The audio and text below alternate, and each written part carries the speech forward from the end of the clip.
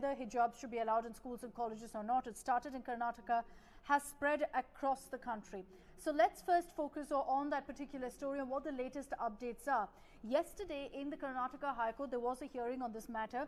That hearing will continue today. But one point that's led to also a lot of politics and the BJP's claim that all of this has been politically fueled is the fact that you had in fact an application filed before the court by the petitioners, the same students who moved the court against the hijab ban. They have said that don't let this hearing continue for the time being. Let it get pushed to the end of this month, to February 28th. Why? Because they're saying that right now the elections are on and they're saying that this issue is being used to polarize, etc. So they're saying wait at this point and allow hijabs in the meanwhile till the hearing happens. But this application, where they've brought in the elections also, they've said that elections are on, so February 28th, let's continue this hearing because the hijab issue is becoming a big talking point in all of the states. This has led to the BJP saying, what do students have to do with the elections? And that's why they're saying that this exposes how there is clearly a political conspiracy at play here. They're saying, and they've been saying this for some time now, the BJP, the Bombay government in Karnataka, they've been maintaining that all of this has been in fact instigated by some political elements, that these students are being misled by some political elements, and now they're drawing the parallel of the UP election, saying all of this was done on purpose because of the elections. This application that's now been filed by in fact the student petitioners, these are minor girls who had approached the Karnataka High Court saying allow us to wear hijab. They're now saying wait till February 28th, till the elections get over. So the BJP is saying, what is the comparison here between students and elections? Why are these petitioners even caring about elections? That's what they're saying is clearly exposing the political conspiracy that's led to this entire hijab issue in the first place. Will be interesting to see whether that really resonates in court, because remember today at 2:30 again the Karnataka High Court will be taking up this particular issue. So far in the arguments that have been made, the petitioner's lawyer has been saying time and again that the hijab is a crucial part of Islam. It's an essential part of the religion, and hence the state can't step in this particular aspect. They must be allowed that the students and anyone who is practicing Islam should have the freedom to decide whether they want to wear hijab or not. The state government in response has said that we're not talking about outside of these campuses. We're not talking about what people wear outside of schools. But within schools, the uniform must be followed. And they're questioning why this issue has been brought up now, because they're saying it was never allowed. Why is it happening now? But the petitioners claim that they've been wearing it for the last 2 years without any problem, that it's only now that they're facing an issue on this front. Let me also get you details of the other top stories that we're tracking. So that's a roundup of all that's happened in the Karnataka hijab row. We're getting you, of course, the latest reactions from political parties because of this entire claim that, this is linked to the UP election, that the petitioners have been motivated by some political elements, that there's fuel being added constantly to this fire by some political elements and parties. Who that is, who's involved, there's no clarity on any of that. The BJP is only saying that maybe it's the PFI or the CFI.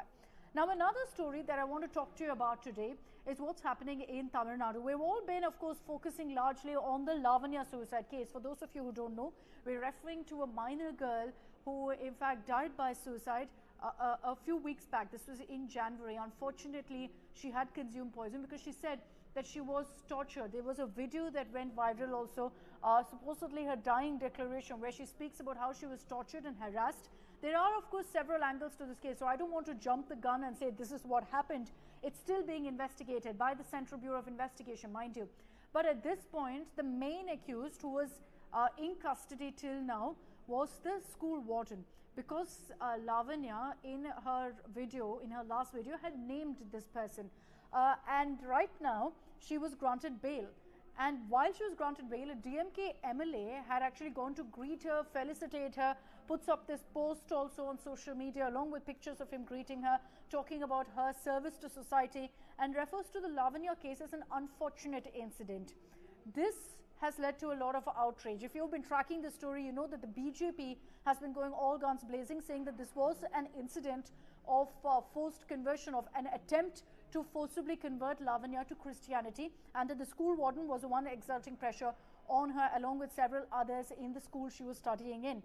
And the fact that the DMK has now publicly, the MLA at least, has gone publicly to back this accused, to felicitate her, to personally greet her right outside the prison when she was released on bail, has led to a lot of questions that the DMK is facing right now. Remember that just yesterday, the Stalin government, after they'd filed a plea in the Supreme Court against the CBI investigation, received a setback because the Supreme Court said, let the CBI investigate this case. Why are you making it a matter of prestige? So that's another interesting update that came in yesterday. Followed that up with this kind of a development where DMK MLA is seen posing, putting a shawl around the main accused, essentially felicitating her and welcoming her as she makes her way out of prison, out on bail. She's the main accused. I'm not saying she's convicted, but she's not acquitted either, which is why there's a huge controversy on this front.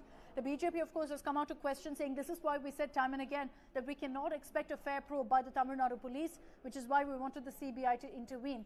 But beyond that, there's been no statement, no comment from the DMK yet. So we're tracking that story closely, getting you the latest updates, because we're hoping that there will be some clarification or clarity from the DMK, or whether they back this kind of a step, or whether they condemn it and will pull up the MLA here. Again, let me highlight that this is the main accused in the case.